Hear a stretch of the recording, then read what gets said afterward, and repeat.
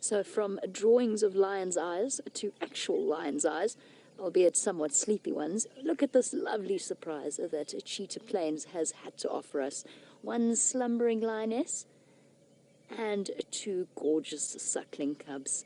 So we're sitting with one of the Styx females.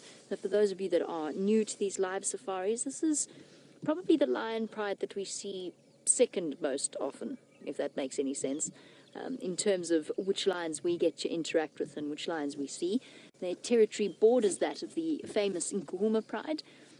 And at the moment, of course, they have these two little bundles of joy who are currently suckling away, and were a little bit earlier suckling particularly noisily, arguing and scrapping over who got access to which nipple. They seem to have settled down now. You can see Mom is snoozing away with a relatively contented look on her face. I'm not sure where her other two pride members are. There are 3 females in the Styx pride. And there were, at one point, 8 cubs. All 8 of them, unfortunately, didn't make it. They were struck down by a really terrible case of mange. And then these 2 little ones came along, and unfortunately it does look as though they're struggling in the same way. We've seen mange spread throughout our cats like wildfire, or throughout the lions like wildfire.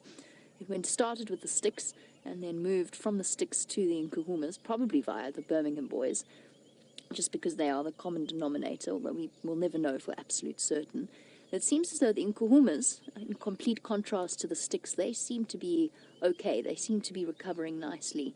And hopefully with all of the rain that we've had, it will help these 2 recover as well, and hopefully they will manage to survive where their siblings and cousins did not. It is a difficult one, and obviously it's something where it tugs at the heartstrings to see the poor little things all scabby as they are. You can see it all along the outside of their ears as well, and the tips of their tails and their elbows. They definitely don't look nearly as bad as the 6 cubs before them. There was a stage when those poor little Styx cubs, before they died, looked absolutely terrible. They were basically bald. But luckily, these little ones are okay. Now, it's a difficult one, and I'm sure many of you are questioning, those of you that are new to these live safaris, questioning why it is that we don't intervene and treat them. And it is a policy of non-intervention, as we discussed with the elephant, and the fact that elephants with infected tusks might not get treated. But unless it is caused by human beings, which this has not been, this was a direct result of the extreme drought that we experienced. Oh, look, you can see that little thing suckling. It's so cute. Unfortunately, it does mean that we don't intervene in situations like this. We allow Mother Nature to take her course, as she has done. And you can get a really good idea, because we've seen it now with both the Styx and the Nkuhuma cubs. You can have a really good idea about the kind of benefits that it can have for the genetic population as a whole, because the Styx obviously haven't recovered as well as the Nkuhumas. And you can see she's also got touches of mange still around her face and around her chest. And it just goes to show that certain lion prides have a certain genetic strength or resilience against something like mange. So the fact that the Styx cubs died of mange, but the Nkuhumas haven't, means that in future the genetics of the lions of this area will pass on the strongest possible resistance to something like mange in the future. But I'm really rooting for these 2 little ones. I really hope they make it. I'm hoping that with all of the rain that we've had, the food quality will be better. They'll just be that little bit healthier.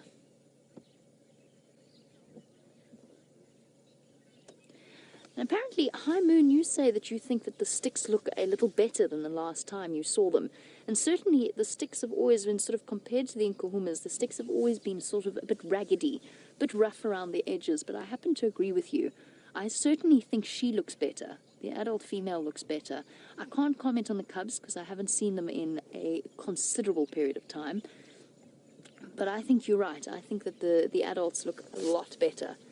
Sorry, just waving hello to Ephraim. Yes, girl, we're talking about you, you beautiful thing. You definitely look better. Not nearly as scruffy. Obviously I haven't seen the older 2 lionesses either, but I think perhaps James can comment as well, because I know he's seen them in the not too distant past. Oh, look. Breakfast. You can see the little suckling movement.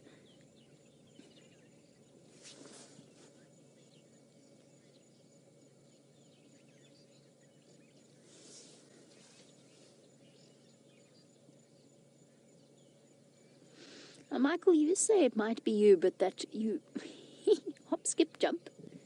You're going, little girl. Michael, sorry. Where's it going? Where are you going, little adventurer? This actually does bring us sort of to Michael's question as it goes off on its own little adventure down into the drainage line. Michael, you say that it seems as though, to you, this lioness has spent more time away from the rest of the pride, and wouldn't these cubs be strong enough now to travel with the pride? It's a good point. I've also wondered about that. I'm not quite sure. Where are you going? Sorry, distracted now by this little cub. The other one's curious now as well. The other one wants to go on an adventure with its sibling. There it goes. Now, they are big enough and they are strong enough to start traveling with the rest of the pride, although bear in mind that with the Nkuhumas, it's only when they were about 4 or 5 months old that we really saw them stay with the rest of the pride. The pride would keep them quite close, but they'd often leave them in a drainage line or somewhere around there, and we'd so frequently... Where are you going? We'd so frequently find the cubs on their own somewhere. I think it's more just the fact that I don't think there's a vast difference between this mother and the way that the Nkuhumas have raised their cubs. And perhaps the fact that there aren't any siblings with them means she's kept them away. I'm not sure. I'm not quite sure whether or not we can draw a conclusion just yet. Oh, shame. Itchy elbow. Definitely looking very scruffy. It was such a pity because when we first started seeing them, they were such perfect little teddy bear cubs. I was so hopeful that they were going to escape it, but of course mange is so contagious that there's no way they could have, with the adults infected.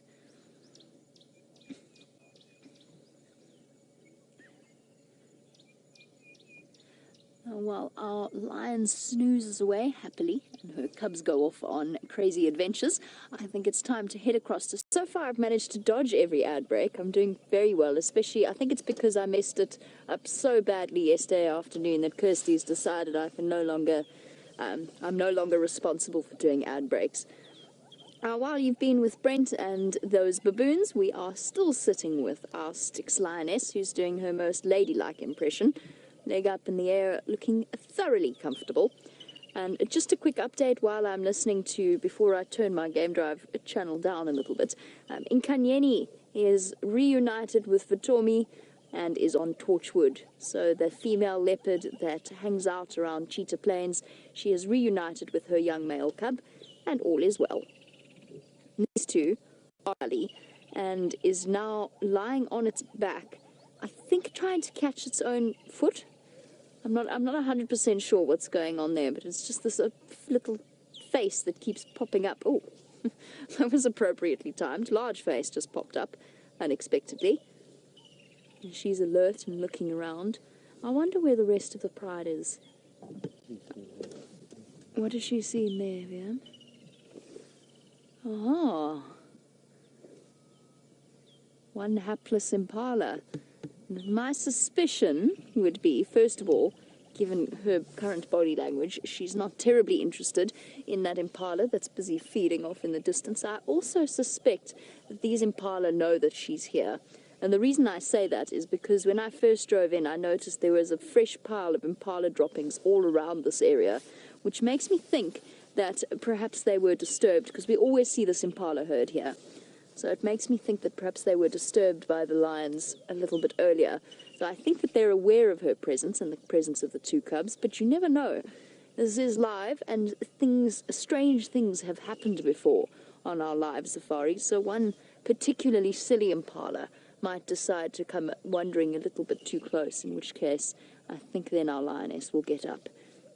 In the meantime, one cub is draped across this dead tree, which is exactly what we saw the Styx cubs doing before as well. The previous litters, they would also go and climb onto logs, fallen trees, and so on. I think it's a good way for them to scratch as well. I think that roughness just helps them a little bit. And we don't know that all of the previous Styx cubs died from mange. There was one report that one was killed by an elephant. I'm not sure whether or not anybody actually saw that happen or if it was just a report. But these two seem to be alive and healthy. No, definitely alive. And not healthy, but definitely not looking as bad. I'm quite hopeful for these two. I think it'd be lovely to see them supplement the number of the Styx. What do you think, girl? I will probably leave her in the not-too-distant future, go off in search of other things, see perhaps whether or not the cheetah have decided to pop back over the boundary, especially since she definitely doesn't seem as though she is going to stir or twitch an ear right now. You can see the suckle marks. She's been rubbed bare, essentially, from where the cubs have been suckling. I don't think that can be terribly comfortable on top of the mange as well. Must be actually very uncomfortable for her. It's such a beautifully peaceful morning. The call of the grey-headed bushshrike in the distance. There was a cuckoo calling earlier. It's such a lovely way to spend a day. Relaxed with relaxing lions.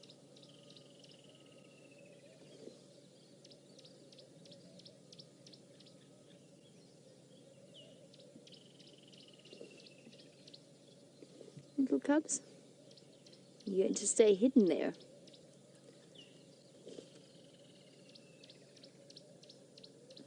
It seems as though the mange really affects their paws. Their paws and their elbows seem to be the places that bug them the most. I'm not sure if that's because it's where it affects them the worst, or if it's just because that's the bits that they can reach. And those seem to be the places that they tend to scratch the most.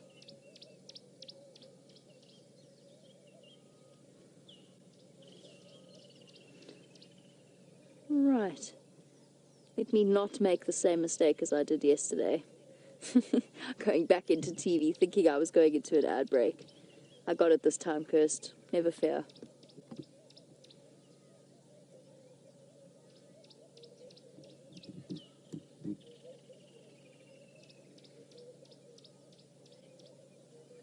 And welcome back to all of our imaginary TV audiences that don't exist and in fact is just our internet audience. My name is Jamie and this morning VM is on camera with me and we've had an extraordinary morning so far, live from the Greater Kruger National Park area out here in the African bush, sitting with one of Africa's most iconic big cats. We've been with this Styx Lioness and her two gorgeous cubs who've just finished having breakfast and are now resting up and sort of putting their morning to good use by doing some scratching and some wriggling around and the occasional big yoga-style stretch whilst their mom snoozes away peacefully. Now, because you are on a live safari, it means that it is interactive, so you can send through your questions and you can do that using the hashtag SafariLive on Twitter. In order to get hold of us, let's have a little bit of a chat about the Styx. Any questions that you might want to ask about these gorgeous lions, or in fact any aspect of the African wilderness. Perhaps you'd like to know about tracking, about birds. Feel free to ask anything that you would like. I love the way they're both lying on their back. It's so cute. Now, Nat, you wanted to know how it is that mange kills little cubs. The most basic answer is anemia, because mange is, of course, caused by little mites or little parasites that bury into the skin. And particularly for small cubs, obviously they are more vulnerable than the adults because they're smaller, they have less in the way of body fluids. So it often is anemia coupled with hunger and starvation. And Mary, you wanted to know if mange is a known disease while our little cub looks up, wouldn't it warrant intervention? No, on the basis that it is a naturally occurring disease. So because it hasn't been introduced by humans, it is something that would have occurred out here. It could have happened to them whether or not we were here to watch them.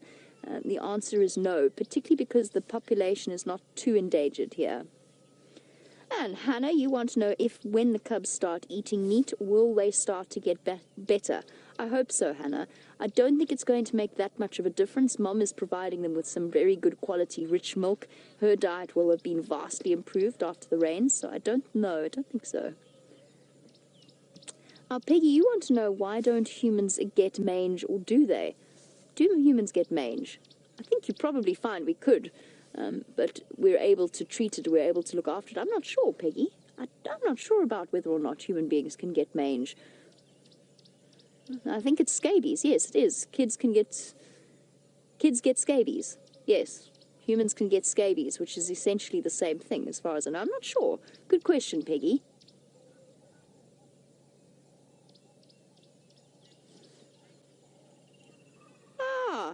That's an unexpected find. That was not what I was expecting to hear Brent had found at all. I was expecting him to have found Queen Karula. He hasn't.